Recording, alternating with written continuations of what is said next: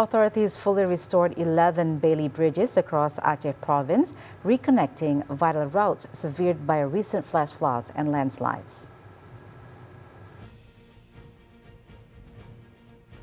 Working alongside the Iskandar Muda military district, the government has completed critical structures to revive the regional mobility in Aceh.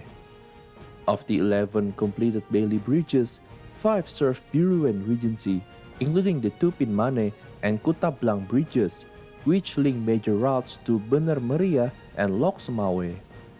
6 other bridges now facilitate travel in Bener Meriah and North Aceh, including the Weh Pase and Timang Gajah Spans.